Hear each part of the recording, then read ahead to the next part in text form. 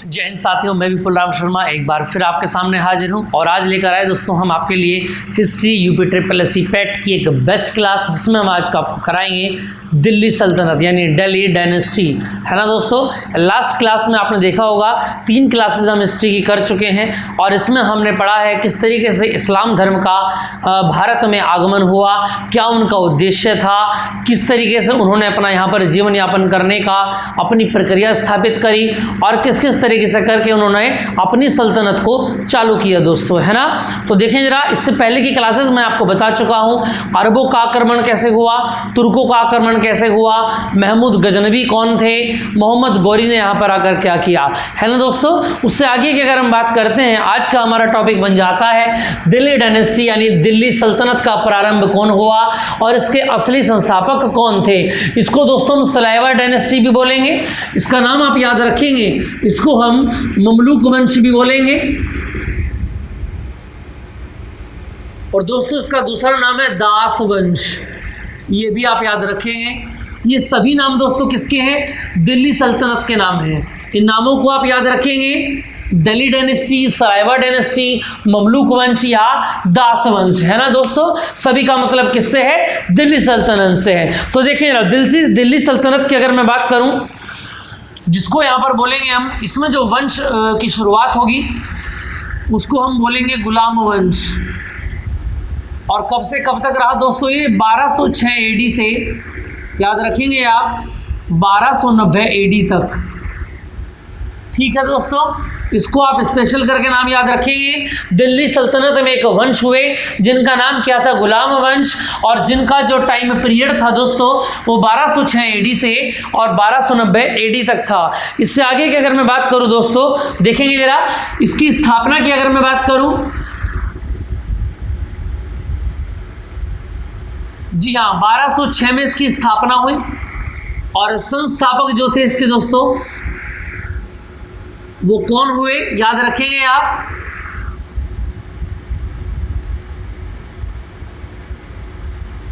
कुतुबुद्दीन ऐबक। जी हाँ दोस्तों, इनका नाम आप याद रखेंगे क्योंकि बहुत आगे तक ये याद किए जाएंगे इस वंश के अंदर, है ना। तो देखेंगे आप, कुतुबुद्दीन ऐबक इसके कौन थे दोस्तों? संस्थापक थे। और याद रखेंगे इनका दूसरा नाम जो था वो लाख बख्श भी था। क्या नाम था दूसरा नाम इनका? ये प्यार वाला नाम था, याद रखेंगे आप, क्या नाम था इनका? लाख बख्श था, है ना। यानी इसका मतलब क्या होगा दोस्तों? लाखों का दान देने वाला। इस बात को आप याद रखेंगे। लाख बख्श किसका प्यारा नाम था? कुतुबुद्दीन ऐबक का नाम था, जिसका मतलब क्या था दोस्तों? लाखों का दान देने वाला। और अगर हम बात करें कुतुबुद्दीन ऐबक की दोस्तों, तो इनका टाइम पीरियड याद रखेंगे बहुत कम टाइम के लिए रहा, 1206 से 1210 इनका ये टाइम पीरियड रहा जिसमें ये सम्राट बनकर रहे। और याद रखेंगे कुतुबुद्दीन ऐबक का मतलब क्या होता है? अर्थ की अगर मैं बात करूं दोस्तों, तो याद रखेंगे आप, इसका मतलब होता है चंद्रमुखी, यानी चंद्रमा के समान मुख वाला। इस नाम को आप याद रखेंगे, ठीक है। ये कुतुबुद्दीन ऐबक का अर्थ है। कुतुबुद्दीन ऐबक के अगर शासनकाल के बारे में बात की जाए तो याद रखेंगे आप, इनका कार्यकाल जो होता है दोस्तों वो 1206 से 1210 एडी तक इनका कार्यकाल होगा दोस्तों। अगर इनके बारे में बात की जाए तो याद रखेंगे आप, सबसे पहले ऐबक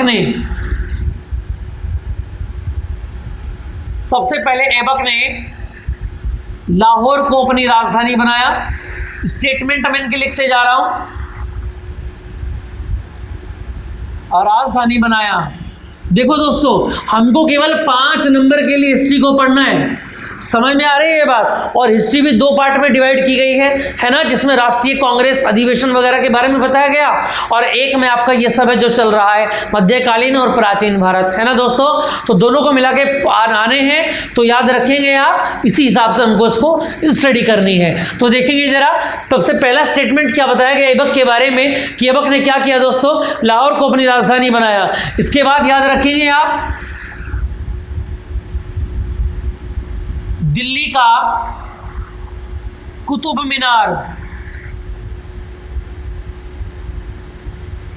दिल्ली के कुतुब मीनार का निर्माण प्रारंभ कराया? किसने कराया दोस्तों? कुतुब मीनार का जो निर्माण प्रारंभ कराया था वो किसने कराया था? कुतुबुद्दीन ऐबक ने। अगर यहाँ से सवाल ये बन जाए कि कुतुब मीनार का निर्माण किसने पूरा करवाया था, तो याद रखेंगे आप, वहाँ पर नाम आएगा इल्तुतमिश का, जिसको हम आगे पढ़ने वाले हैं दोस्तों। ठीक है, तो याद रखेंगे निर्माण अगर प्रारंभ की बात आए तो कुतुबुद्दीन ऐबक का नाम यहाँ पर दिया जाएगा। इससे आगे की अगर मैं बात करूँ, याद रखेंगे आप,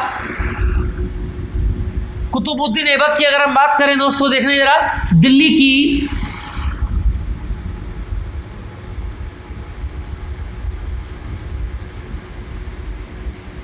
कुव्वत उल, याद रखेंगे आप, दिल्ली की क्या बताया दोस्तों? कुव्वत उल इस्लाम। ये एक मस्जिद का नाम है। ठीक है, और इस मस्जिद का निर्माण भी किसने कराया था? याद रखेंगे आप, ऐबक साहब ने इसका निर्माण करवाया था दोस्तों। याद रहेगी आपको ये बात। स्टेटमेंट में एक एक करके लिखता जा रहा हूँ। क्या क्या किया था ऐबक ने? लाहौर को अपनी राजधानी बनाया था। ऐबक का कार्यकाल 1206 से 1210 रहा। इनके प्यारे नाम लाख बख्श थे, यानी लाखों का दान देने वाला। और कुतुबुद्दीन ऐबक का मतलब क्या होता है दोस्तों? याद रखेंगे आप, चंद्रमुखी, चंद्रमा के समान मुख वाला, है ना। उसके बाद की अगर बात करूँ तो दिल्ली का कुतुब मीनार का निर्माण प्रारंभ किसने कराया? ऐबक ने कराया। और दिल्ली की याद रखेंगे आप, कुव्वत उल इस्लाम, ये मस्जिद का नाम है, आज भी दिल्ली में है ये कुव्वत उल इस्लाम मस्जिद का निर्माण भी किसने कराया दोस्तों? याद रखेंगे आप, इस मस्जिद का निर्माण भी ऐबक ने कराया। इसके बाद की अगर मैं बात करूं, याद रखेंगे, अजमेर में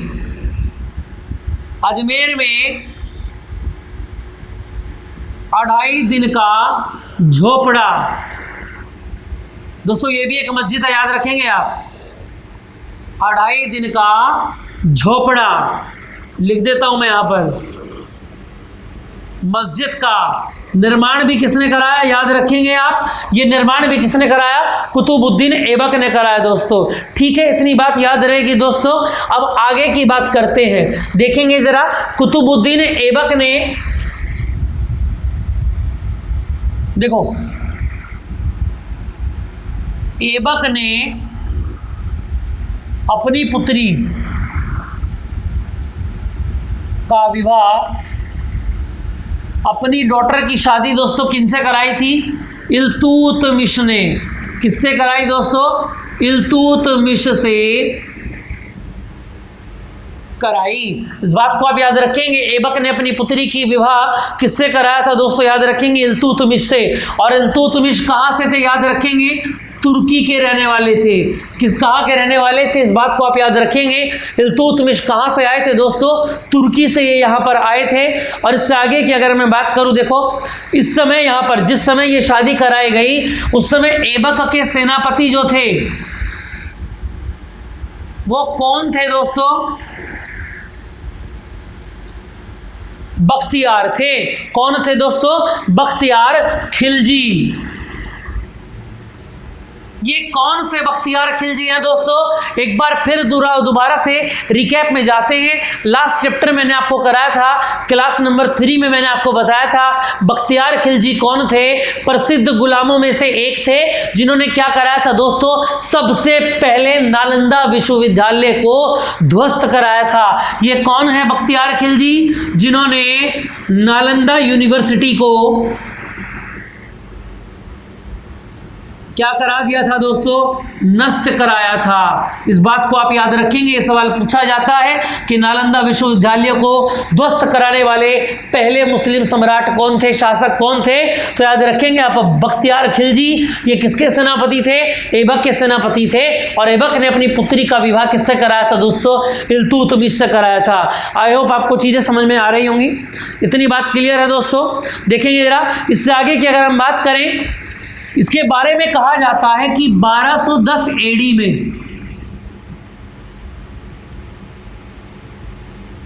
1210 एडी में पोलो, एक गेम होता है दोस्तों पोलो, जिसको उस टाइम क्या कहा जाता था? चोगान। क्या कहा जाता था? चोगान को खेलते समय ये घोड़े पर बैठकर खेला जाता था। ठीक है, खेलते समय घोड़े से गिरकर दोस्तों ऐबक की क्या हो गई, याद रखेंगे आप, ऐबक की मृत्यु हो गई। ठीक है दोस्तों, तो मात्र 1206 से 1210 केवल 4 एडी इन्होंने 4 वर्ष तक इन्होंने क्या किया दोस्तों, शासन किया। इसके बाद इनका हैप्पी बर्थडे हो गया, और ये हैप्पी बर्थडे कब हुआ याद रखेंगे आप, 1210 एडी में इनका ये बर्थडे मनाया गया। ठीक है दोस्तों, इतनी बात क्लियर है। याद रखेंगे आप, इनको कहाँ दफनाया गया था, लाहौर में दफनाया गया था। कहाँ पर दफनाया गया, लाहौर में इनकी मज़ार बनाई गई, याद रखेंगे आप। ठीक है दोस्तों, और याद रखेंगे आप, चलिए जरा इससे आगे की अगर हम बात करें, इतनी बात क्लियर हो गई आगे आपको। देखो ऐबक तो चला गया दोस्तों, ऐबक के बाद गद्दी पर कौन आया, जी हाँ, अब आप कहेंगे कि ऐबक के बाद गद्दी पर कौन आना चाहिए, उनके जो दामाद थे दोस्तों, कौन थे दामाद, अभी अभी बताया, पुत्री का विवाह इल्तुतमिश से कराया। इल्तुतमिश कौन थे, उनके दामाद थे, तो सीधा सीधा उनकी संपूर्ण संपत्ति पर हक किसका बैठता है, इल्तुतमिश का बैठता है। लेकिन दोस्तों ऐबक को अपने ही एक बहुत प्यारे गुलाम से, वो क्या था दोस्तों, याद रखेंगे आप, बहुत प्रेम था, जिनका नाम था आराम शाह। क्या नाम था दोस्तों, आराम शाह। और ऐबक ने जाते हुए गद्दी पर किसको बैठाना महफूज समझा, आराम शाह को। और दोस्तों आप समझते हैं, घर में जब कोई बात होती है तो बहुत जल्दी ही वो क्या हो जाती है, लड़ाई का रौद्र रूप धारण कर लेती है ना। तो याद रखेंगे उत्तराधिकारी कौन बने दोस्तों, और यहां पर उत्तराधिकारी का नाम आता है आराम शाह। लेकिन दूसरी ओर कौन इंतजार कर रहे हैं,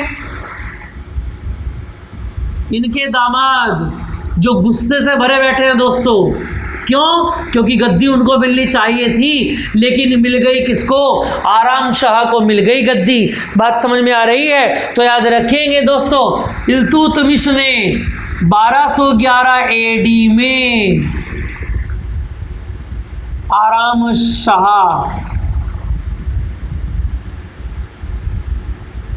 की मृत्यु करा दी। ठीक है दोस्तों, 1210 में ये बैठे थे और केवल 1 वर्ष ही बीता था कि आराम शाह को मौत के घाट उतार दिया गया। और गद्दी पर किसका हक बैठता है, सीधा सीधा याद रखेंगे, घुमाकर फिर बाजी वहीं पर आ गई, ऐबक के दामाद इल्तुतमिश के पास गद्दी आ गई दोस्तों। ठीक है, और याद रखेंगे यहां से एक सवाल बनता है कि दिल्ली सल्तनत का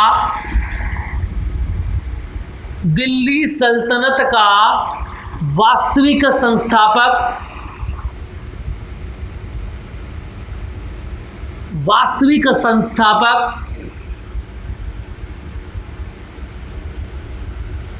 कौन बने दोस्तों, दिल्ली सल्तनत के, दिल्ली डायनेस्टी के जो रियल कौन थे दोस्तों, फाउंडर थे, वो कौन बने, इल्तुतमिश बने। इस बात को आप याद रखेंगे, ये सवाल कई बार पूछा गया है। ठीक है दोस्तों, चलिए इससे आगे की बात करते हैं। अब हमारा हेडिंग हो जाता है इल्तुतमिश। ठीक है, क्योंकि अब सत्ता पर कौन बैठेंगे, इल्तुतमिश बैठेंगे। उन्होंने क्या क्या चलाया, क्या क्या नियम बदले, इनके बारे में पढ़ लेते हैं दोस्तों।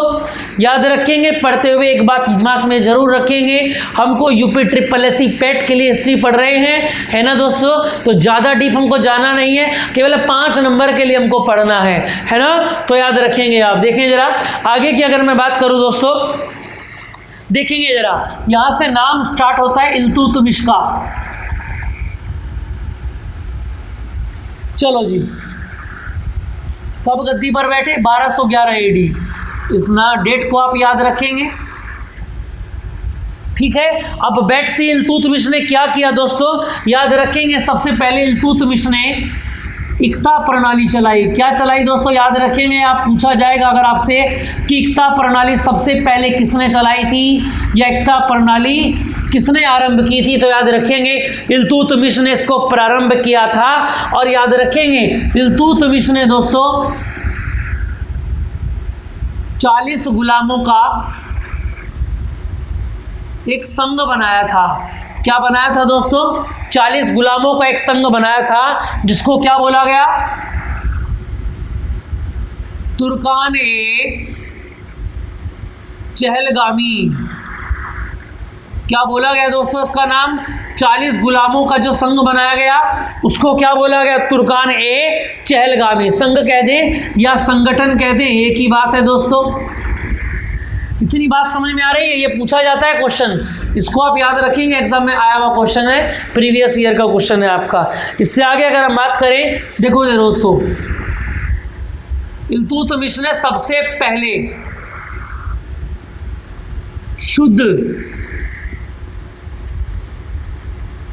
अरबी सिक्के चलाए थे दोस्तों। क्या चलाए थे? अरबी सिक्के चलाए। अब अरबी सिक्कों की अगर बात आती है तो याद रखेंगे, इनमें से एक तो था दोस्तों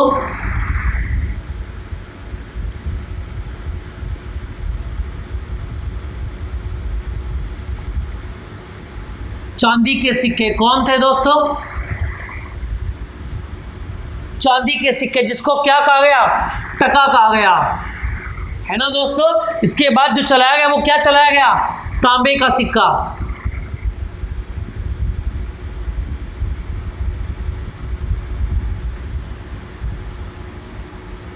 और इस तांबे के सिक्के को नाम दिया गया जीतल। इतनी बात याद रहेगी दोस्तों। फिर दोबारा से एक बार इसको देख लेते हैं, देखें जल्दी जरा। क्या बताया गया? इल्तुतमिश ने एकता प्रणाली चलाई, 40 गुलामों का एक संघ बनाया, संगठन बनाया, जिसका नाम तुर्कान चहलगामी रखा गया। और सबसे पहले शुद्ध अरबी सिक्के चलाए, चांदी के सिक्के को टका और तांबे के सिक्कों को क्या कहा गया? जीतल कहा गया दोस्तों। इतनी बात याद रहेगी। इससे आगे की अगर मैं बात करूं दोस्तों, देखेंगे जरा, 1229 एडी में, 1229 एडी में दोस्तों याद रखेंगे आप, बगदाद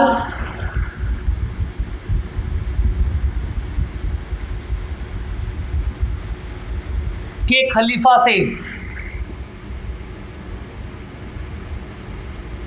सुल्तान की उपाधि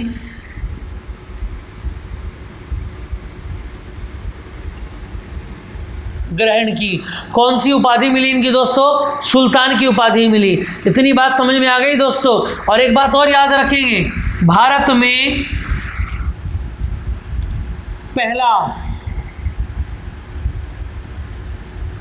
मानव निर्मित मकबरा का निर्माण कराया। याद रखेंगे दोस्तों, ये पूछा गया क्वेश्चन है, भारत में सर्वप्रथम मानव निर्मित मकबरे का निर्माण किसने कराया था? याद रखेंगे आप, इल्तुतमिश ने इसको कराया था। और याद रखेंगे इल्तुतमिश ने और क्या कराया था दोस्तों? अभी मैंने आपको बताया, कुतुब मीनार, कुतुब मीनार के निर्माण को पूरा कराया। और एक बात और याद रखेंगे दोस्तों, भारत को मंगोलों के आक्रमण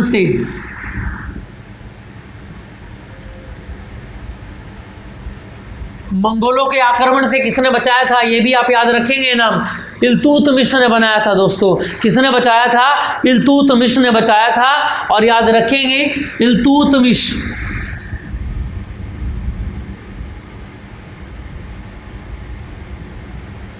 की पुत्री थी।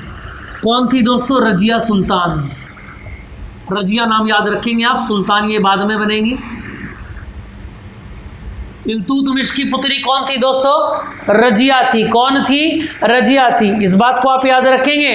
अच्छा, एक बात और ध्यान रखेंगे, यहां से आगे की अगर मैं बात करूं तो इल्तुतमिश की मृत्यु 1236 एडी में क्या हो जाती है इनकी दोस्तों? हैप्पी बर्थडे इनका बन जाता है ना। याद रखेंगे 1211 से 1236, काफ़ी लंबा टाइम इन्होंने बताया भारत के अंदर।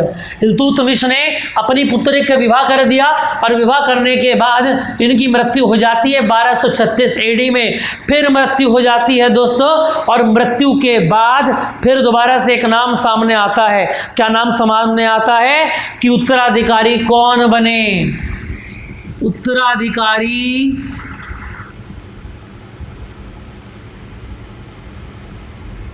कौन बने, ये बात फिर दोबारा से सामने आ जाती है। अब बात करें अगर हम दोस्तों उत्तराधिकारी की, तो याद रखेंगे इल्तुतमिश ने, आप याद रख रहे हैं, अपने पुत्र रुकद्दीन, क्या नाम बताया दोस्तों, रुकनदीन, रुकद्दीन है ना, याद रखेंगे।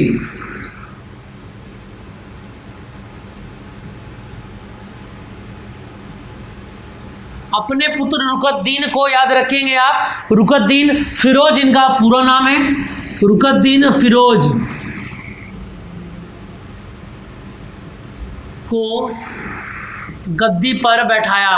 लेकिन दोस्तों याद रखेंगे, या तो कम उम्र कह दे या थोड़ी सी बुद्धिमत्ता में कमी होने के कारण रुकद्दीन फिरोज गद्दी पर तो बैठा दिए गए, लेकिन असली सल्तनत जो हाथ में थी वो इनकी माँ शाह तुर्कान के हाथ में थी।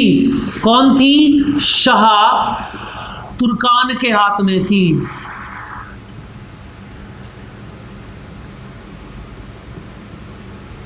जो गद्दी की बागडोर थी, इसको ऐसे लिख सकते हैं आप, गद्दी की जो बागडोर थी, देखो सम्राट तो यही बनाए गए, लेकिन गद्दी की असली जो चाबी थी तिजोरी की, वो इन्हीं की माँ किसके हाथ में थी, शाह तुर्कान के हाथ में थी दोस्तों।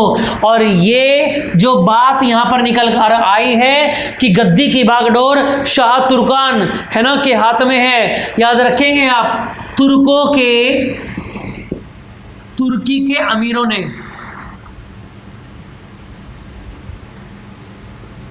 इनकी गद्दी को क्या कर दिया दोस्तों,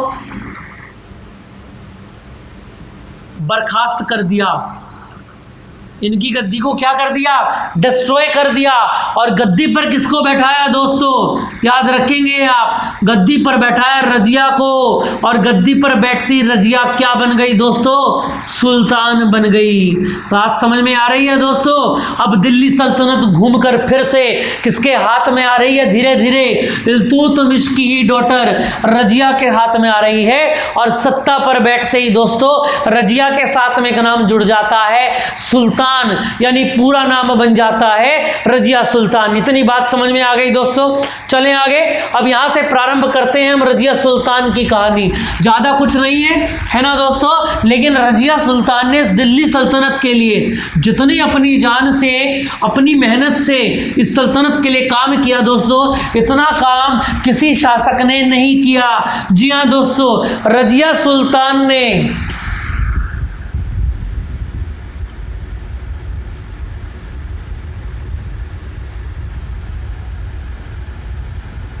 गद्दी पर बैठती, ध्यान रखेंगे दोस्तों, पर्दा प्रथा को समाप्त कर कोट इत्यादि, यानी आप याद रखेंगे पुरुष वस्त्र की बात यहां पर चल रही है, पुरुष वस्त्र को धारण कर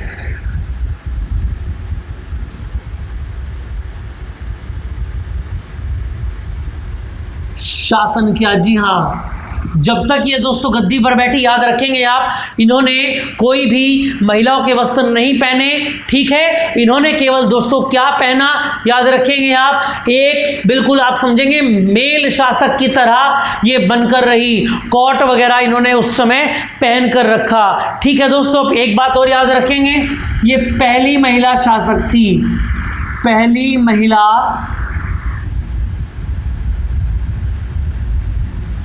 शासक थी, ये बात आप याद रखेंगे दोस्तों, ठीक है। अच्छा, इसके बाद अगर हम बात करें, अल्तुनिया से इनका विवाह हुआ था। अल्तुनिया से क्या हुआ था, इनका विवाह हुआ था,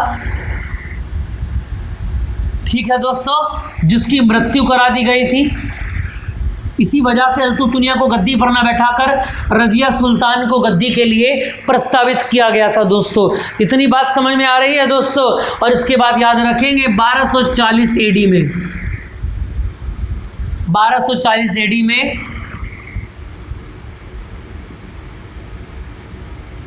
बरहम शाह ने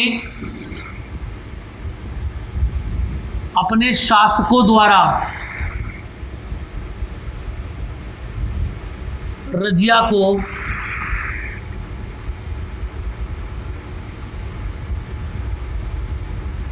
रजिया की मृत्यु करा दी गई। ये कौन थे दोस्तों, याद रखेंगे इनका नाम, क्या नाम था इनको, बहराम शाह।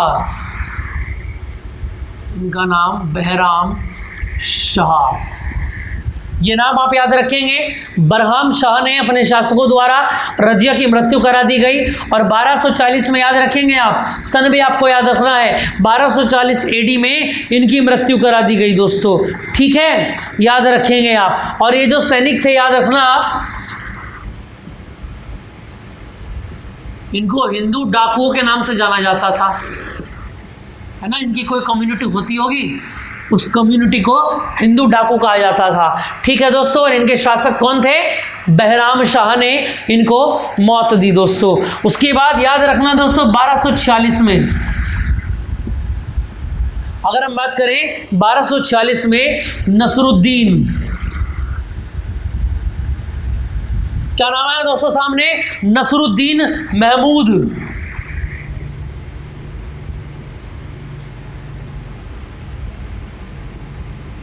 कुछ समय के लिए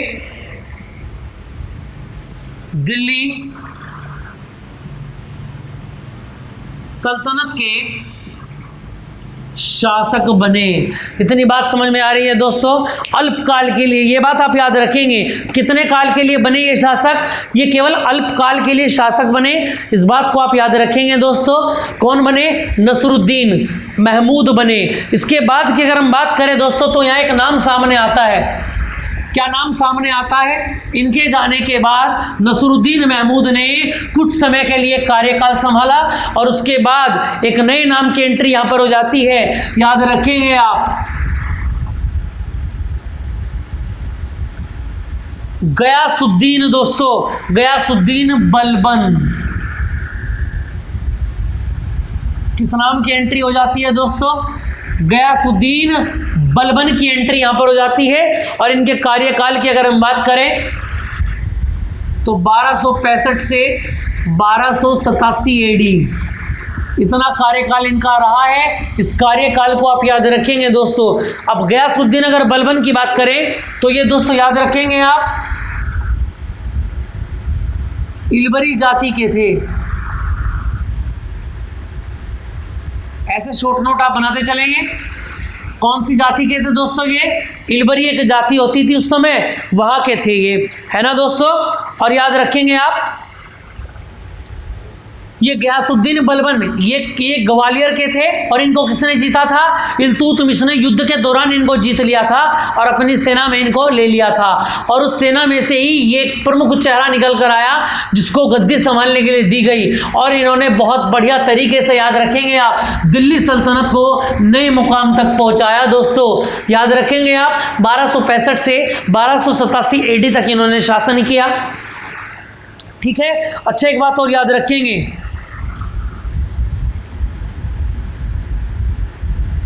रजिया के शासनकाल में, याद रखेंगे आप, अगर रजिया के शासनकाल की बात करें तो ये बलबन अमीर ए शिकार, इस पद पर ये थे,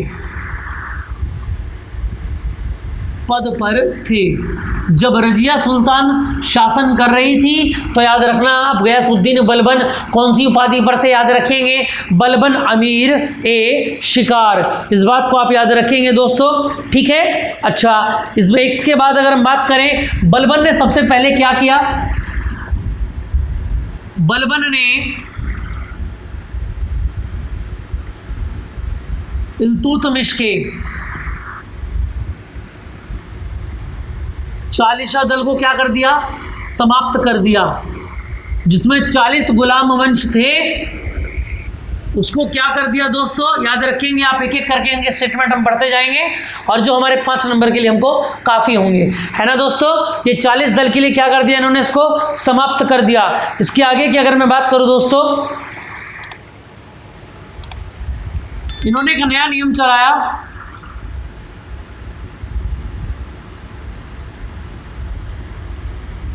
नियामत ए खुदाई।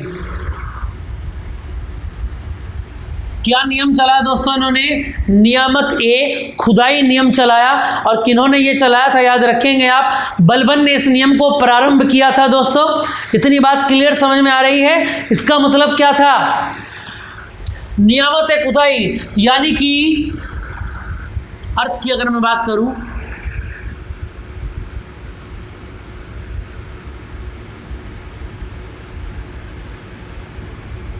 पृथ्वी पर जो खुदा है वो कौन है? केवल और केवल राजा है। इस नियम को समझ में आ रहा है दोस्तों? नियामत खुदाई यानी पृथ्वी पर अगर कहीं पर भी खुदा है तो उस खुदा का नाम क्या है? वो राजा है। यानी राजा कौन है? गयासुद्दीन बलबन। इस नाम को आप याद रखेंगे दोस्तों। इसके बाद की अगर मैं बात करूं, इन्होंने जो उपाधि ग्रहण करी वो कौन सी थी दोस्तों?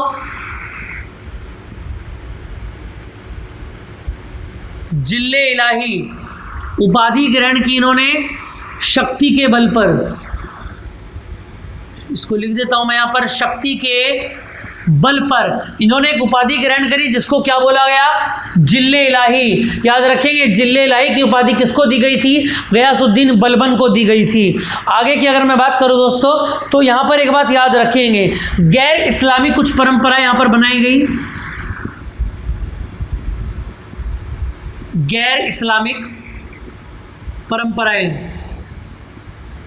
यानी जो इस्लाम नहीं थे उनके लिए स्पेशल करके थी ये बातें दोस्तों, है ना। और गैर इस्लामिक परंपराओं की अगर मैं बात करूं तो याद रखेंगे इसमें पहली परंपरा आती है सिजदा। सजदा नहीं होता, सिजदा होता है। यानी याद रखेंगे दोस्तों, सिर को जमीन पर रखकर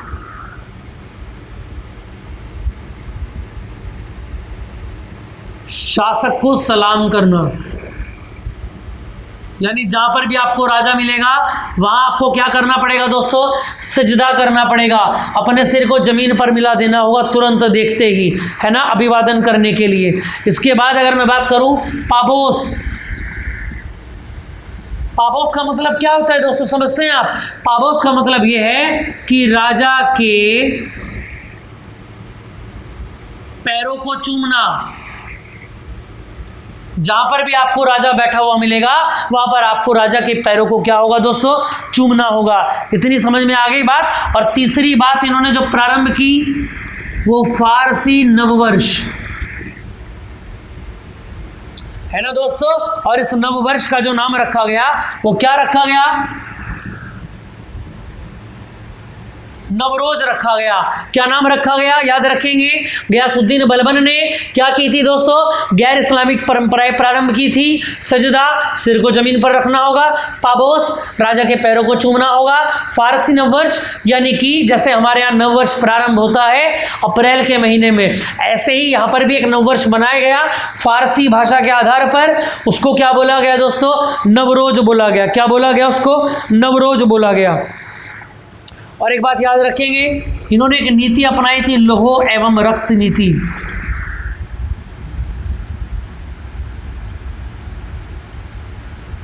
ये भी किसकी नीति चलाई गई है दोस्तों? गयासुद्दीन बलबन ने इस नीति का प्रारंभ किया था। याद रखेंगे आप। इतनी बात समझ में आ गई। और दोस्तों याद रखेंगे इन्होंने एक चीज की और स्थापना की थी, दीवान ए अर्ज। ये क्या है? याद रखेंगे आप, ये इनके यहाँ का पृथक सैन्य है। संगठन इसको बोला जाता था दीवान ए अर्ज। किसने की थी इसकी स्थापना? गयासुद्दीन बलबन ने की थी। इस बात को आप याद रखेंगे, है ना दोस्तों। इतनी समझ में आ गई बात। और इनके समय में अगर मैं बात करूं तो बंगाल की राजधानी कौन था? लखनऊ थी। बंगाल की राजधानी कौन थी? इनके समय में बंगाल की राजधानी कौन थी दोस्तों? लखनऊ थी, है ना दोस्तों। और उसको क्या बोला जाता था? विद्रोहों का नगर। इसका एक नाम था स्पेशल, याद रखेंगे आप। विद्रोह का नगर, क्योंकि दोस्तों इस नगर पर क्या होता था, सबसे ज़्यादा विद्रोह होता था। किस पर? लखनौती पर। बात समझ में आ गई? इतनी बात क्लियर है दोस्तों? अच्छा, एक बात और याद रखेंगे, बलबन ने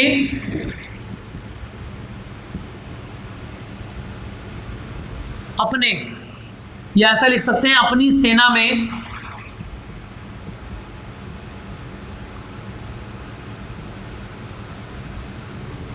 पदमुक्त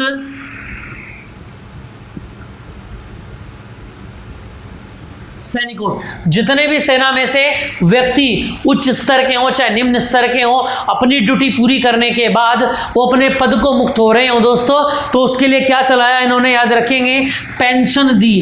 क्या दी इनको दोस्तों?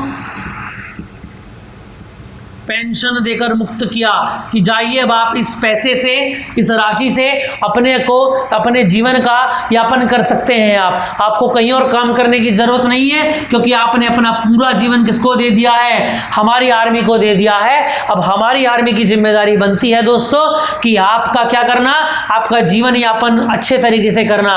उसके लिए बलबन ने क्या नीति अपनाई, याद रखेंगे, पेंशन नीति अपनाई। इन्होंने सभी को पेंशन देनी प्रारंभ कर दी दोस्तों, ठीक है। और याद रखेंगे इसमें नकद में भुगतान होता था।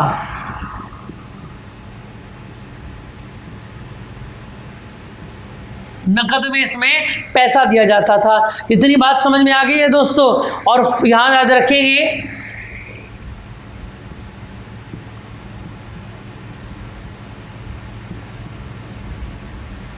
प्रमुख फारसी कवि भी थे यहां पर।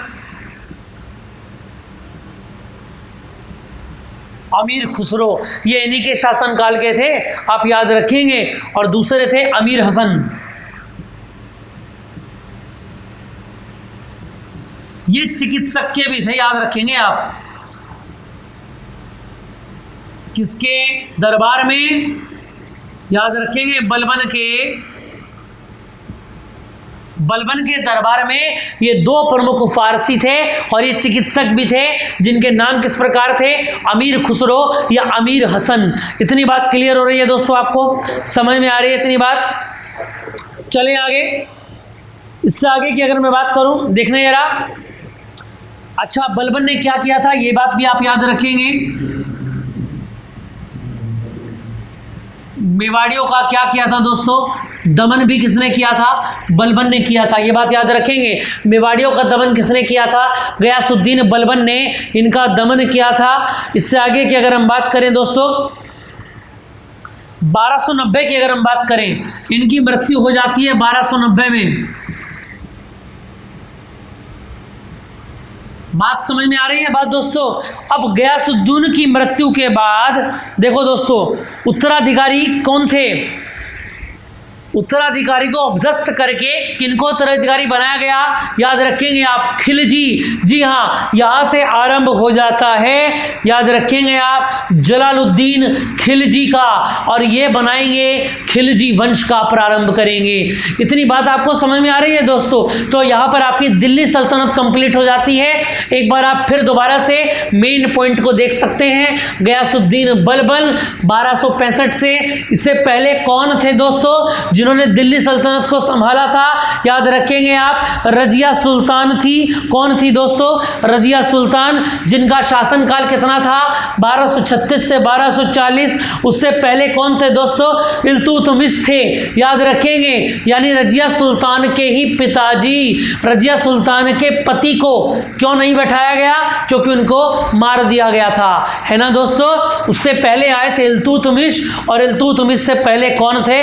कुतुबुद्दीन ऐबक, जिनका कार्यकाल था 1206 से 1210 एडी तक। आपको बातें समझ में आ रही हैं? देखो दोस्तों, जब आप इसको कंप्लीट सिनेरियो को आप याद कर लेंगे, उसके बाद आप एक छोटा सा नोटपैड लेकर आ सकते हैं मार्केट से। उस पर क्या करेंगे आप? आपको बहुत शॉर्ट नोट बनाने हैं, यानी कि चलते फिरते भी अगर आप अपने रूम से या टेबल से होकर के निकलें तो उसको एक बार पढ़ के निकल जाएं दोस्तों। इससे क्या होगा? आपको चीज़ें रिमाइंड रहेंगी दोस्तों। ऐसा हो ही नहीं सकता कि आप आप चीज़ों को भूल जाएं।